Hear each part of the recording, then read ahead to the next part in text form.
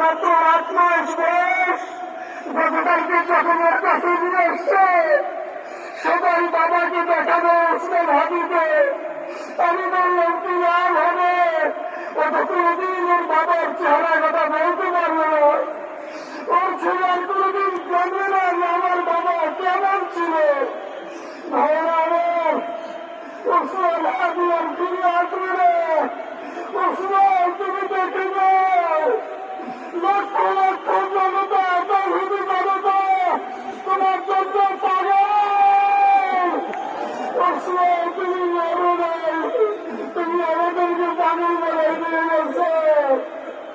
আল্লাহর কাছে আমরা সবাই দোয়া করি, আল্লাহ যেন আমার ভাই শহীদ শরীফ ওসমান হাবিকে জান্নাতুল ফিরদাউসের মেহমান হিসেবে কবুল করেন।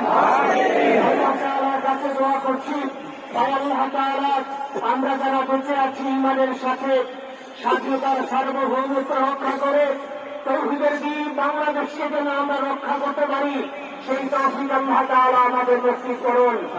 আপনাদের সবার কাছে দোয়া চাচ্ছি, আমার মেজো ভাই ওমর ফারুক সাথে ছিল, ওর জন্য আপনারা দোয়া করবেন। আমার ছোট বোন মাসুমা 1 নম্বর হয়ে গেছে, তাকে চিকিৎসা করাচ্ছি, ডাক্তার বলছে অনেক বেশি সমস্যা। আমাদের পরিবারের জন্য একটু দোয়া করবেন। আমাদের আর কোনো চাওয়া পাওয়া নেই। শরীফ ওসমান হাবি তুমি বেঁচে থাকো, আমরা ওর জন্য দোয়া করি। আল্লাহ তাআলা শরীফ ওসমান হাবিকে জান্নাতের সর্বোচ্চ মাকাম নসিব করুন। আসসালামু আলাইকুম ওয়া রাহমাতুল্লাহি ওয়া বারাকাতুহু।